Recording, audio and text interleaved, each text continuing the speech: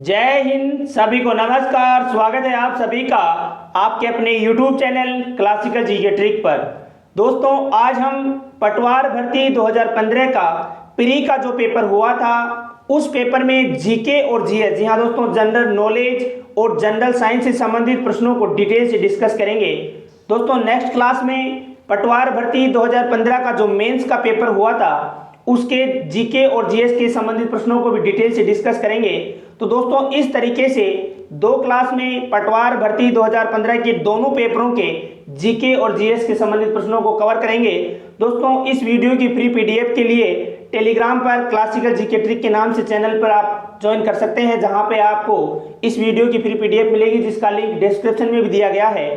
दोस्तों, इससे पहले जो भी चैनल पर नए हैं कृपया चैनल को लाइक, शेयर और सब्सक्राइब करें। तो चलिए फ्रेंड्स, स्टार्ट करते हैं। जो प्री का पेपर हुआ था 2015 में पटवार भर्ती, उसके पूछे गए प्रश्नों में पहला प्रश्न हम देखते हैं। निम्नलिखित में राजस्थान का कौन सा या कौन से भौतिक विभाग अपने धरातलीय लक्षणों से सही सुमेलित हैं?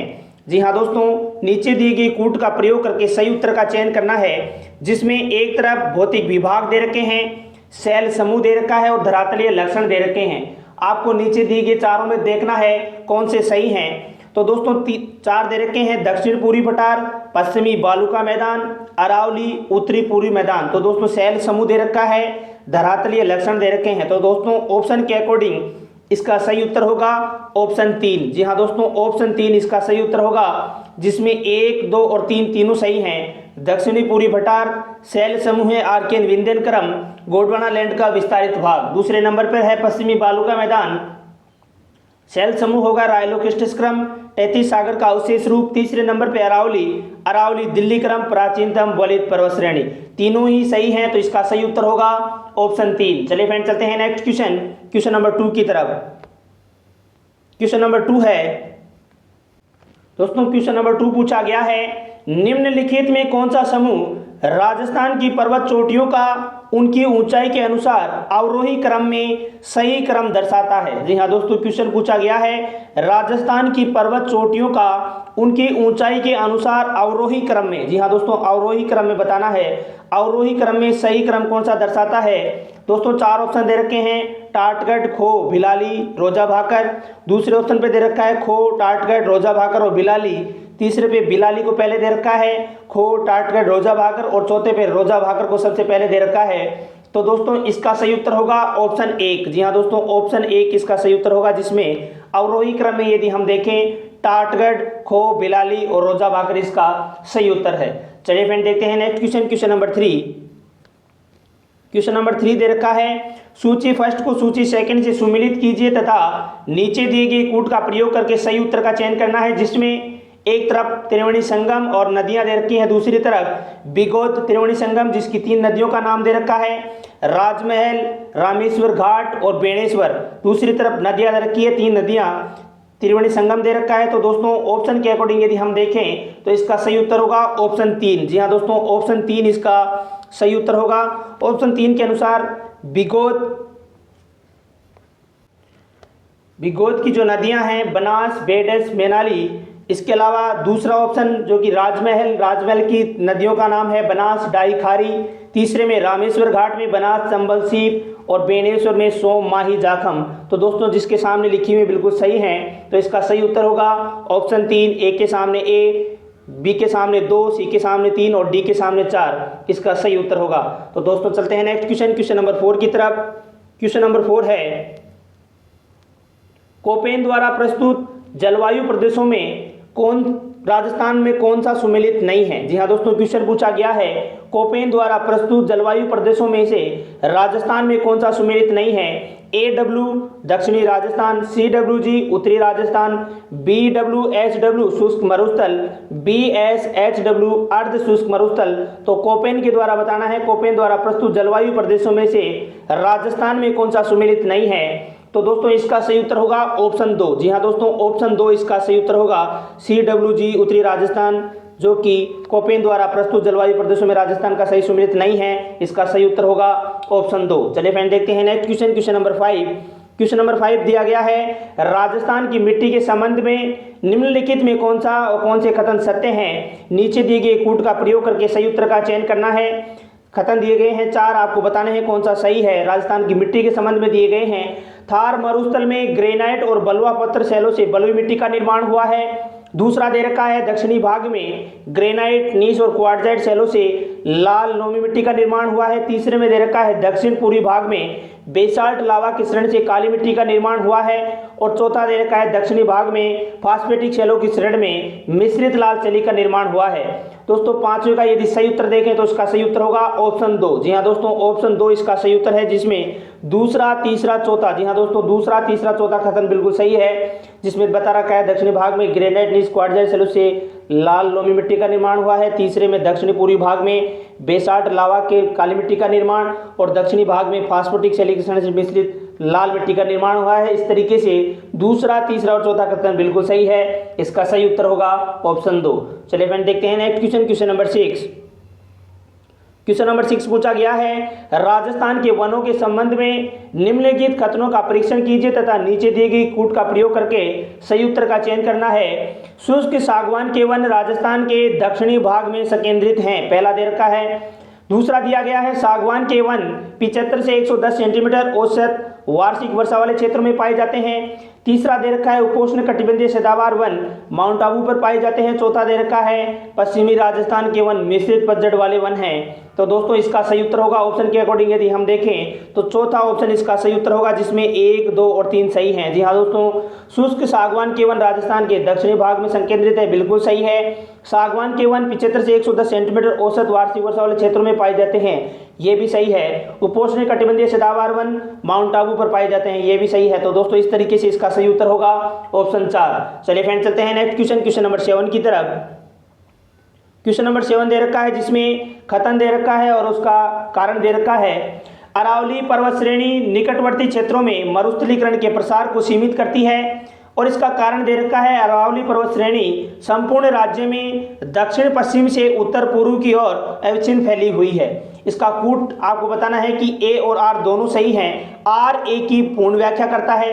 दूसरा ऑप्शन है ए और आर दोनों सही है किंतु आर ए की आंशिक व्याख्या करता है। तीसरा ऑप्शन दे रखा है ए सही है किंतु आर गलत है। और चौथा है ए गलत है किंतु आर सही है।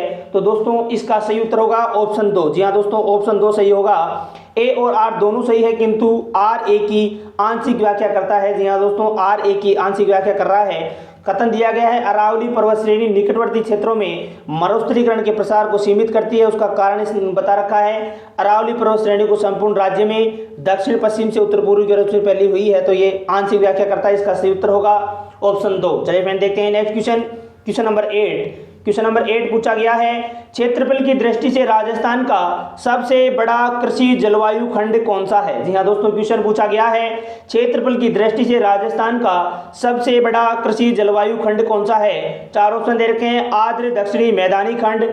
दूसरा ऑप्शन दे रखा है शुष्क पश्चिमी मैदानी खंड।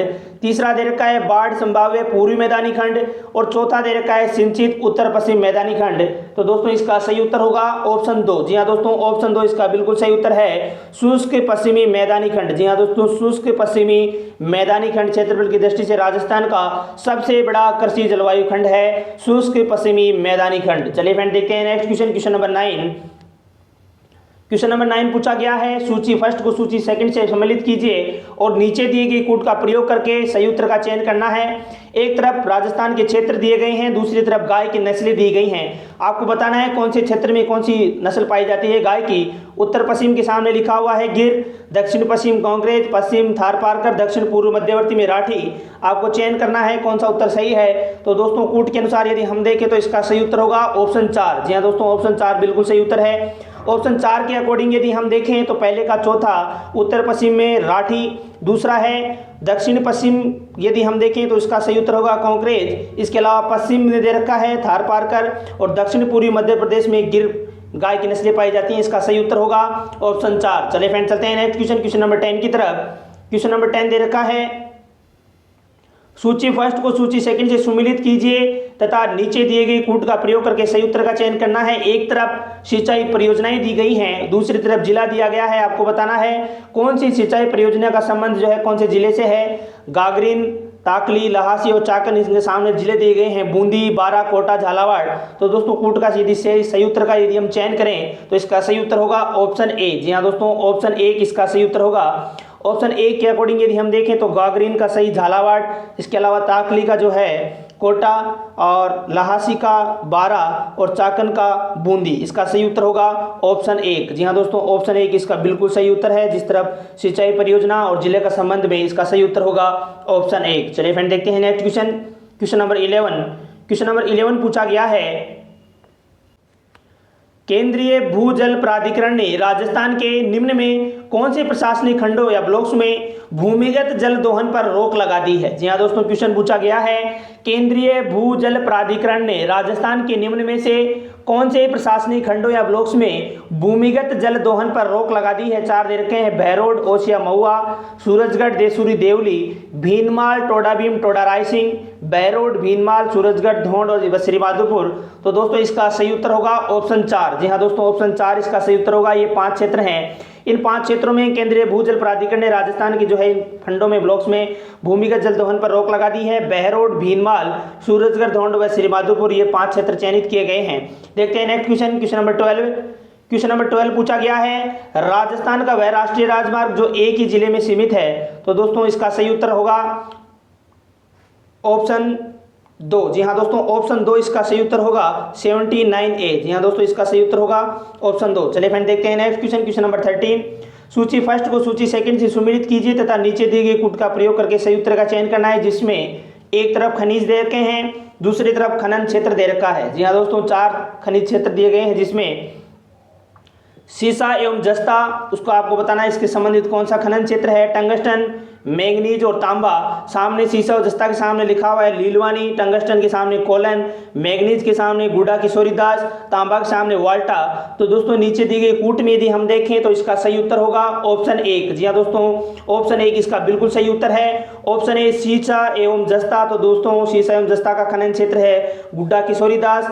इसके अलावा टंगस्टन का है वाल्टा, मैंगनीज का है लीलवनी और तांबा का है दोस्तों कोलन, इसका सही उत्तर होगा। तो दोस्तों इस तरीके से इसका सही उत्तर होगा ऑप्शन 1। चलिए फ्रेंड देखते हैं नेक्स्ट क्वेश्चन, क्वेश्चन नंबर 14।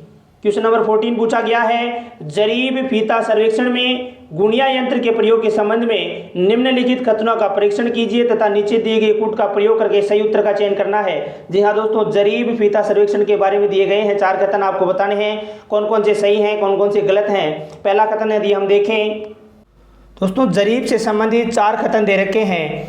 जरीब रेखा पर शुद्धता से अंतर्लम्ब डालने के लिए साधारण गुणिया की अपेक्षा प्रकाशीय गुणिया का प्रयोग अधिक उपयोगी है। दूसरा दे रखा है, प्रकाशीय गुणिया में दोनों आयताकार दर्पण परस्पर 45 डिग्री कोण पर झुके होते हैं। तीसरा दे रखा है, 2 जरीब रेखाओं के मध्य उचित संरेखण बनाए रखने हेतु समायोजित गुणिया का प्रयोग किया जाता है। चौथा दे रखा है, प्रकाशीय गुणिया की कार्यप्रणाली में अवतल दर्पण से किसी प्रकाश किरण के उत्तरोत्तर परावर्तन नियम पर आधारित है। तो दोस्तों यदि चारों कथनों में देखें तो इसका सही उत्तर होगा ऑप्शन 2। जी हाँ दोस्तों, ऑप्शन 2 इसका सही उत्तर होगा। कूट की यदि हम बात करें तो ऑप्शन 1, 2 और 3 सही हैं। जरीब रेखा पर शुद्धता से अंतर्लम्ब डालने के लिए साधारण गुणिया की अपेक्षा प्रकाशीय गुणिया का प्रयोग अधिक उपयोगी है। दूसरा, प्रकाशीय गुणिया में दोनों आयताकार दर्पण परस्पर 45 डिग्री पर झुके होते हैं और तीसरा ऑप्शन भी सही है। तो दोस्तों इस तरीके से 1, 2 और 3 सही हैं, तो इसका सही उत्तर होगा ऑप्शन 2। चलिए फ्रेंड चलते हैं next question, question number 15। Question number 15 है, मील फर्लांग में दूरियां तथा एकड़ों में क्षेत्रफल मापने के लिए निम्न में कौन सी जरीब प्रयोग में लाई जाती है। 4 ऑप्शन दे रखे हैं, मीटरी और गंटर जरीब, इंजीनियर और गंटर जरीब। तीसरा ऑप्शन दे रखा है इस्पाती फीता जरीब और चौथा ऑप्शन दे रखा है गंटर जरीब। जी हाँ दोस्तों, क्वेश्चन पूछा गया है, मील फर्लांग में दूरियां तथा एकड़ों में क्षेत्रफल मापने के लिए निम्न में कौन सी जरीब प्रयोग में लाई जाती है। तो दोस्तों इसका सही उत्तर होगा ऑप्शन 2। जी हाँ दोस्तों, ऑप्शन 2 इसका बिल्कुल सही उत्तर है। इंजीनियर तथा गंटर जरीब बिल्कुल इसका सही उत्तर होगा ऑप्शन 2। जी हाँ दोस्तों, ये सभी क्वेश्चन बहुत महत्वपूर्ण हैं, आने वाली पटवारी एग्जाम में ये क्वेश्चन रिपीट हो सकते हैं। मील फर्लांग में दूरियां तथा एकड़ों में क्षेत्रफल मापने के लिए निम्न में से कौन सी जरीब प्रयोग में लाई जाती है। तो इसका सही उत्तर होगा ऑप्शन 2, इंजीनियर तथा गंटर जरीब। चलिए फ्रेंड देखते हैं next question, question number 16। Question number 16 पूछा गया है, ब्रोच गुजर नामक एक ताम्रपत्र के आधार पर राजपूतों की यूची जाति का वंशज मानते हुए इसका संबंध कुषाण जाति से किसने जोड़ा है? तो दोस्तों इसका सही उत्तर होगा ऑप्शन 3। जी हाँ दोस्तों, ऑप्शन 3 इसका सही उत्तर होगा, कनिंगम। जी हाँ दोस्तों, 4 ऑप्शन दे रखे हैं, जॉर्ज थॉमस, डॉक्टर भंडारकर, कनिंगन और डॉक्टर कानूनगो। तो दोस्तों इसका सही उत्तर होगा ऑप्शन 3, कनिंगम। चलिए फ्रेंड देखते हैं नेक्स्ट क्वेश्चन, क्वेश्चन नंबर 17। दोस्तों क्वेश्चन नंबर 17 पूछा गया है, निम्नलिखित कथनों में से कौन से कथन चिरवा शिलालेख के बारे में सही है? जी हाँ दोस्तों, कौन सा कथन या कौन से कथन चिरवा शिलालेख के बारे में सही है? कूट का प्रयोग करके बताना है। 4 कथन दिए गए हैं दोस्तों। चिरवा शिलालेख के बारे में बताया गया है, पहला ऑप्शन यह है 1273 ईस्वी में संस्कृत भाषा में उत्तीर्ण है। दूसरा दे रखा है रत्न प्रभुश्री इसके प्रशस्तिकार थे। तीसरा दे रखा है इसके शिल्पी तेलहन थे। और चौथा दे रखा है अग्निकुंड से उत्पन्न राजपूतों का इसमें उल्लेख है। तो दोस्तों यदि ऑप्शन के अकॉर्डिंग इसका सही उत्तर देखें तो दोस्तों इसका सही उत्तर होगा ऑप्शन 2। जी हाँ दोस्तों, ऑप्शन 2 इसका बिल्कुल सही उत्तर है, जिसमें पहला, दूसरा और तीसरा चिरवा शिलालेख के बारे में सही कथन है। पहला कि यह 1273 ईस्वी में संस्कृत भाषा में उत्तीर्ण है। दूसरा है राज प्रभुश्री इसके प्रशस्तिकार थे। और तीसरा दे रखा है इसके शिल्पी देहलन थे। तो दोस्तों इस तरीके से इसका सही उत्तर होगा ऑप्शन 2, जिसमें 1, 2 और 3 तीनों कथन सही। चलिए फ्रेंड देखते हैं next question, question number 18। Question number 18 पूछा गया है, किस शिलालेख में चौहानों के वत्स गोत्र ब्राह्मण कहा गया? जी हाँ दोस्तों, क्वेश्चन पूछा गया है किस शिलालेख में चौहानों को वत्स गोत्र ब्राह्मण कहा गया है? 4 ऑप्शन दे रखे हैं, चिरवा शिलालेख, ऑप्शन 2 दे रखा है श्रृंग ऋषि का शिलालेख, तीसरा दे रखा है बिचौलिया शिलालेख और चौथा दे रखा है अपराजित का शिलालेख। तो दोस्तों इसका सही उत्तर होगा ऑप्शन 3। जी हाँ दोस्तों, ऑप्शन 3 इसका सही उत्तर होगा, बिचौलिया शिलालेख। जी हाँ दोस्तों, इसका सही उत्तर होगा बिचौलिया शिलालेख। किस शिलालेख में चौहानों को वत्स गोत्र ब्राह्मण कहा गया है? तो इसका सही उत्तर होगा ऑप्शन 3, बिचौलिया शिलालेख इसका सही उत्तर होगा। चलिए फ्रेंड चलते हैं नेक्स्ट क्वेश्चन, क्वेश्चन नंबर 19 की तरफ। दोस्तों क्वेश्चन नंबर 19 पूछा गया है, निम्नलिखित कथनों में कौन सा कथन या कौन से कथन हिंदू त्योहारों के बारे में सही है? जी हाँ दोस्तों, हिंदू त्योहारों के बारे में आपको बताना है, निम्नलिखित में कौन सा कथन या कौन से कथन हिंदू त्योहारों के बारे में सही हैं। 4 दे रखे हैं, अक्षय तृतीया, निर्जला एकादशी, अक्षय तृतीया और निर्जला एकादशी, जिसके बारे में महीने दिए गए हैं, कौन कौन से सही हैं? तो दोस्तों 2 ही सही होंगे, क्योंकि 2 ही त्यौहार हैं और महीने 4 दे रखे हैं। तो अक्षय तृतीया वैशाख मास की शुक्ल पक्ष तृतीया, निर्जला एकादशी ज्येष्ठ मास की शुक्ल पक्ष तृतीया एकादशी। अक्षय तृतीया के बारे में दे रखा है चैत्र मास की शुक्ल पक्ष तृतीया।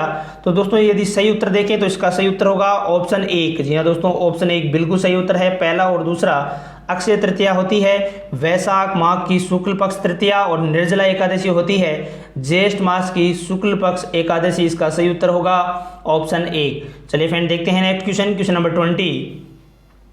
दोस्तों क्वेश्चन नंबर 20 पूछा गया है, बड़वा ग्राम कोटा से कितने मोखरी यूप अभिलेख प्राप्त हुए हैं? 4 ऑप्शन दे रखे हैं, 5, 3, 4 या 7। आपको बताना है बड़वा ग्राम यानी कोटा से कितने मोखरी यूप अभिलेख प्राप्त हुए हैं। तो दोस्तों इसका सही उत्तर होगा ऑप्शन 2। जी हाँ दोस्तों, ऑप्शन 2 इसका सही उत्तर होगा। 3 अभिलेख प्राप्त हुए हैं बड़वा ग्राम कोटा से। चलिए फ्रेंड देखते हैं next question, question number 21।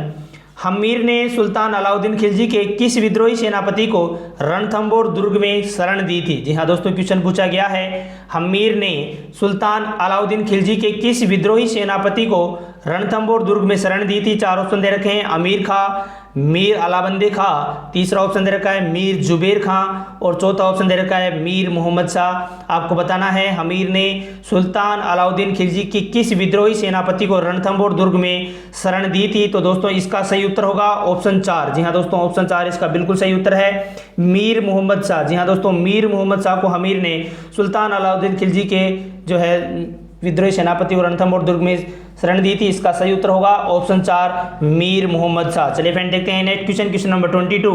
Question number 22 में एक संप्रदाय दिए गए हैं, दूसरी तरफ उनकी प्रमुख पीठ और गद्दी के बारे में बताना है, सुमेलित करना है कौन से सही हैं, कूट का प्रयोग करके बताने हैं कौन कौन से सही हैं। तो दोस्तों एक तरफ संप्रदाय के नाम दिए गए हैं, गूदड़ संप्रदाय, नवल संप्रदाय, चरणदासी संप्रदाय और दिया गया है अलखिया संप्रदाय। इनके प्रमुख पीठ दी गई हैं गद्दी, जिसके सामने गुर्जर संप्रदाय के सामने जोधपुर। तो दोस्तों यदि कूट का यदि हम चयन करें तो इसका सही उत्तर होगा ऑप्शन 2। जी हाँ दोस्तों, ऑप्शन 2 इसका बिल्कुल सही उत्तर है।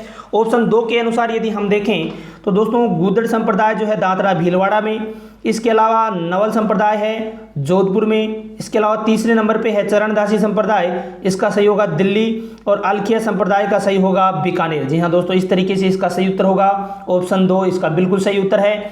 चलिए फ्रेंड देखते हैं नेक्स्ट क्वेश्चन, क्वेश्चन नंबर 23। दोस्तों क्वेश्चन नंबर 23 पूछा गया है मारवाड़ में दामनी क्या था। जी हाँ दोस्तों, मारवाड़ में दामनी क्या था।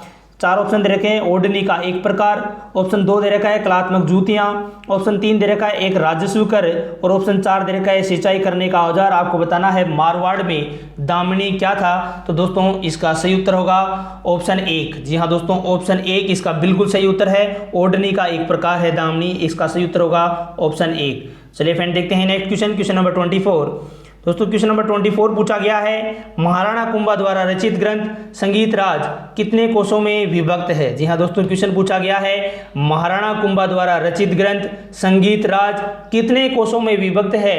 4 ऑप्शन दे रखे हैं 7, 4, 9 और 5। आपको बताना है महाराणा कुंभा द्वारा रचित ग्रंथ संगीत राज कितने कोशों में विभक्त है। तो दोस्तों इसका सही उत्तर होगा ऑप्शन 4। जी हाँ दोस्तों, ऑप्शन 4 इसका बिल्कुल सही उत्तर है। 5 कोशों में विभक्त है महाराणा कुंभा द्वारा रचित ग्रंथ संगीत राज, 5 कोशों में विभक्त है, इसका सही उत्तर होगा ऑप्शन 4। चलिए फ्रेंड देखते हैं next question, question number 25। Question number 25 पूछा गया है राजस्थान में घुड़ला त्योहार कब मनाया जाता है। जी हाँ दोस्तों, बहुत महत्वपूर्ण क्वेश्चन, कई बार ये क्वेश्चन पूछा गया है। राजस्थान से संबंधित सभी एग्जामों में ये क्वेश्चन पूछा जाता है। राजस्थान में घुड़ला त्योहार कब मनाया जाता है। 4 दे रखे हैं श्रावण शुक्ल अष्टमी, श्रावण कृष्ण अष्टमी, चैत्र कृष्ण अष्टमी, भाद्रपद शुक्ल अष्टमी। तो दोस्तों इसका सही उत्तर होगा ऑप्शन 3। जी हाँ दोस्तों, ऑप्शन 3 इसका बिल्कुल सही उत्तर है। चैत्र कृष्ण अष्टमी को राजस्थान में घुड़ला त्योहार मनाया जाता है, इसका सही उत्तर होगा ऑप्शन 3 चैत्र कृष्ण अष्टमी, इसका बिल्कुल सही उत्तर है।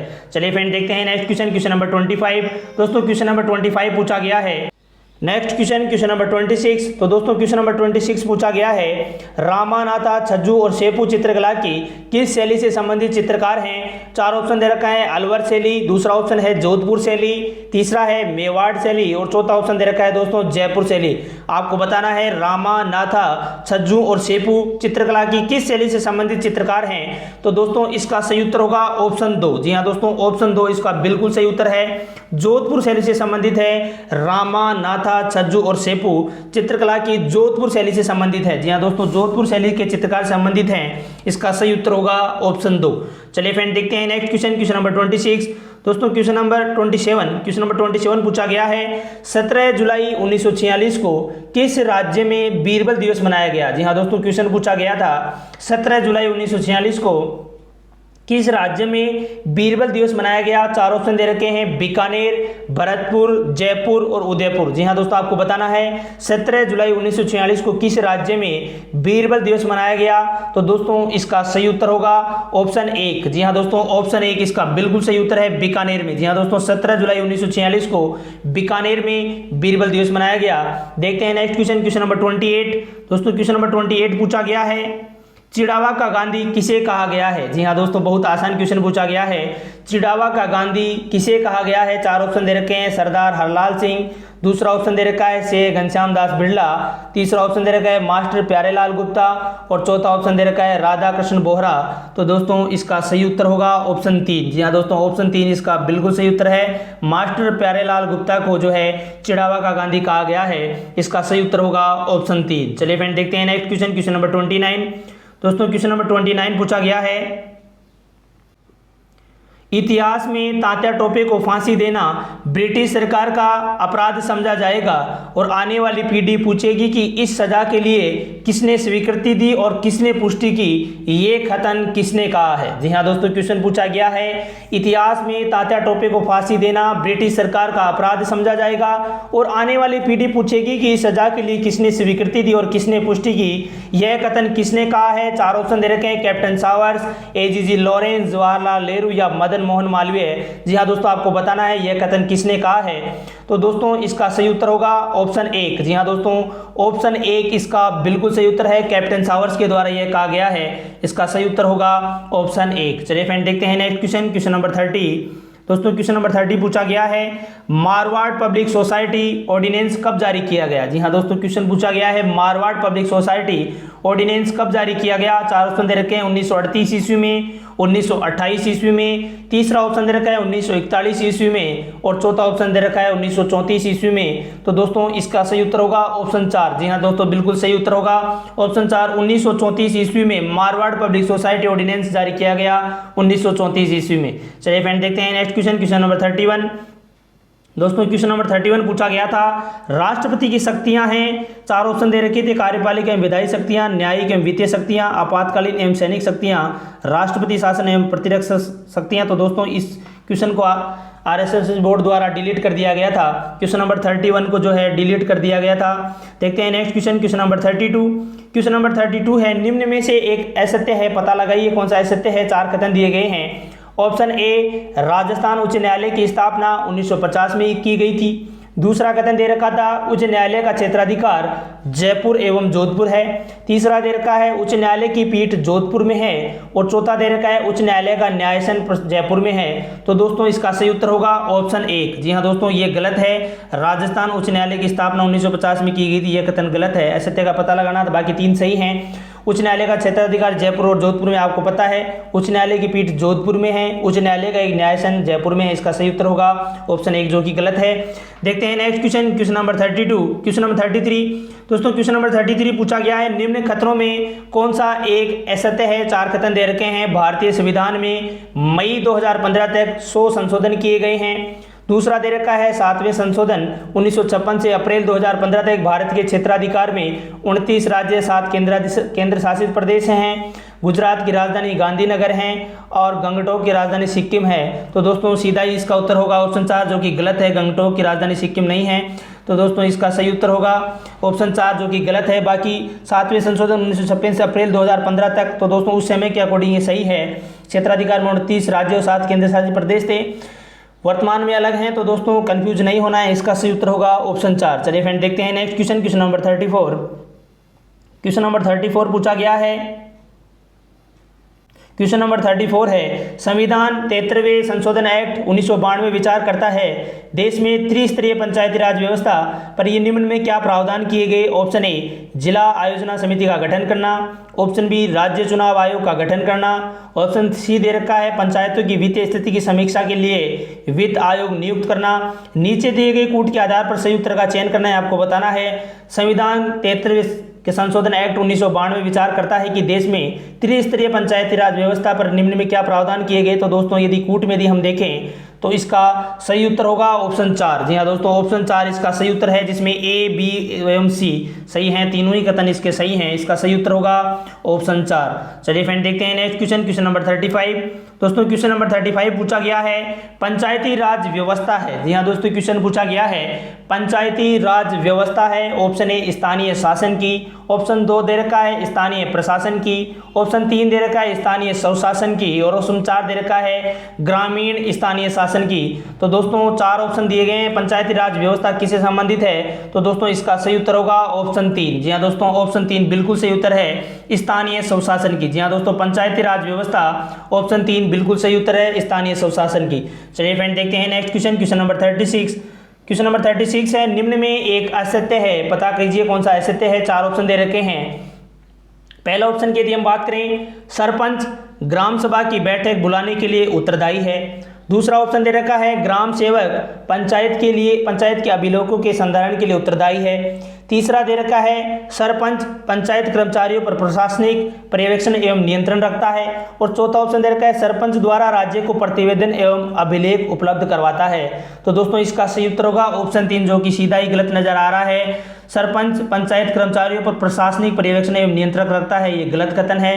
तो इसका सही उत्तर होगा ऑप्शन 3। चलिए फ्रेंड देखते हैं next question, question number 37। Question number 37 पूछा गया है, भारत में सबसे ऊंचा विधि अधिकारी कौन है। जी हाँ दोस्तों, क्वेश्चन पूछा गया है, भारत में सबसे ऊंचा विधि अधिकारी कौन होता है। Option A, महान्यायवादी। ऑप्शन 2 दे रखा है महाधिवक्ता। ऑप्शन 3 दे रखा है न्यायमिकर्ता। ऑप्शन 4 है विधि विभाग का महासचिव। तो दोस्तों इसका सही उत्तर होगा ऑप्शन 1 महान्यायवादी। जी हाँ दोस्तों, महान्यायवादी इसका सही उत्तर होगा। ऑप्शन ए बिल्कुल सही उत्तर है, भारत में सबसे ऊंचा विधि अधिकारी होता है ऑप्शन ए महान्यायवादी। चलिए फ्रेंड देखते हैं next question, question number 38। Question number 38 पूछा गया है, एक राज्य के राज्यपाल के संदर्भ में निम्न कथनों में कौन सा सही है। 4 कथन दिए गए हैं। राज्य की कार्यपालिका की शक्तियां इसमें निहित हैं। दूसरा कथन है इसकी उम्र 35 वर्ष पूर्ण होनी चाहिए। तीसरा कथन दे रखा है यह अपने पद पर राष्ट्रपति की मर्जी पर ही बने रहते हैं। और चौथा दे रखा है इनके बर्खास्त के कारण संविधान में उल्लेखित हैं। तो आपको बताना है कि राज्य के राज्यपाल के संदर्भ में निम्न कथनों में कौन से कथन सही हैं। तो दोस्तों इसका सही उत्तर होगा ऑप्शन 2। जी हाँ दोस्तों, ऑप्शन 2 इसका बिल्कुल सही उत्तर है। ए, बी एवं सी तीनों कथन सही हैं, चौथा कथन गलत है। तीनों कथन बिल्कुल सही हैं। राज्य की कार्यपालिका की शक्तियां इसमें निहित हैं। इनकी उम्र 35 वर्ष पूर्ण होनी चाहिए और अपने पद पर राष्ट्रपति की मर्जी पर ही बने रहते हैं। इसका सही उत्तर होगा ऑप्शन 2। चलिए फ्रेंड देखते हैं नेक्स्ट क्वेश्चन, क्वेश्चन नंबर 39। दोस्तों क्वेश्चन नंबर 39 पूछा गया है निम्न में एक मौलिक अधिकार नहीं है। जी हाँ दोस्तों, आपको बताना है कौन सा मौलिक अधिकार नहीं है। चार ऑप्शन दिए गए हैं। संवैधानिक उपचारों का अधिकार, ऑप्शन 2 दे रखा है संस्कृति एवं शिक्षा संबंधी अधिकार, ऑप्शन 3 दे रखा है भारत की प्रभुता बनाए रखने का अधिकार और ऑप्शन 4 दे रखा है धार्मिक स्वतंत्रता का अधिकार। आपको बताना है निम्न में से एक मौलिक अधिकार नहीं है। कौन सा जो है चारों में मौलिक अधिकार नहीं है। तो दोस्तों इसका सही उत्तर होगा भारत की प्रभुता बनाए रखने का अधिकार, ये मौलिक अधिकार नहीं है। इसके अलावा संवैधानिक उपचारों का अधिकार है और जो है संस्कृति एवं शिक्षा संबंधी अधिकार है, धार्मिक स्वतंत्रता का अधिकार है।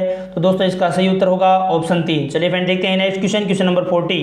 क्वेश्चन नंबर 40 पूछा गया है राजस्थान में पहली विधानसभा का समय है। जी हाँ दोस्तों, राजस्थान की पहली विधानसभा का समय आपको पता होना चाहिए। तो दोस्तों इसका सही उत्तर होगा ऑप्शन ए 1952 से 1957। इसका बिल्कुल सही उत्तर है। राजस्थान में पहली विधानसभा का समय है ऑप्शन 1 1952 से 1957। तो दोस्तों इस तरीके से जो जीके से संबंधित 40 क्वेश्चन पूछे गए हैं उनको हमने डिस्कस किया। अब हम जनरल साइंस से संबंधित जो 20 क्वेश्चन पूछे गए हैं उनको भी डिटेल से डिस्कस करते हैं। उसमें पहला प्रश्न दिया गया है, जनरल साइंस के प्रश्नों में पहला प्रश्न दिया गया है एक बच्ची एक जादुई दर्पण के सामने खड़ी है। वह अपने प्रतिबिंब में अपना सिर बड़ा, शरीर का मध्य भाग समान आकार तथा पैर छोटे देखती है। ऊपरी सिरे में जादुई दर्पण में संयोजन का क्रम होगा। तो दोस्तों चार ऑप्शन दे रखे हैं समतल, उत्तल तथा उत्तल, उत्तल, उत्तल और अवतल। तो दोस्तों इसका सही उत्तर होगा ऑप्शन 4। जी हाँ दोस्तों, ऑप्शन 4 इसका बिल्कुल सही उत्तर है। अवतल, समतल तथा उत्तल। जी हाँ दोस्तों, अवतल, समतल तथा उत्तल दर्पण बिल्कुल सही हैं। एक बच्ची एक जादुई दर्पण के सामने खड़ी है, वह अपने प्रतिबिंब में अपना सिर बड़ा, तो इसका मतलब अवतल दर्पण। शरीर का मध्य भाग समान मतलब समतल दर्पण तथा पैर छोटे देखती है मतलब उत्तल दर्पण। तो ऊपरी से संयोजित क्रम होगा अवतल, समतल तथा उत्तल। इसका बिल्कुल सही उत्तर है ऑप्शन 4। चलिए फ्रेंड देखते हैं नेक्स्ट क्वेश्चन, क्वेश्चन नंबर 42। दोस्तों क्वेश्चन नंबर 42 पूछा गया है, क्वेश्चन नंबर 42 है किसी निकट दृष्टि दोष से पीड़ित व्यक्ति का दूर बिंदु नेत्र के सामने 80 सेंटीमीटर दूरी पर है। इस दोष को संबोधित करने के लिए आवश्यक लेंस की प्रकृति तथा क्षमता होगी।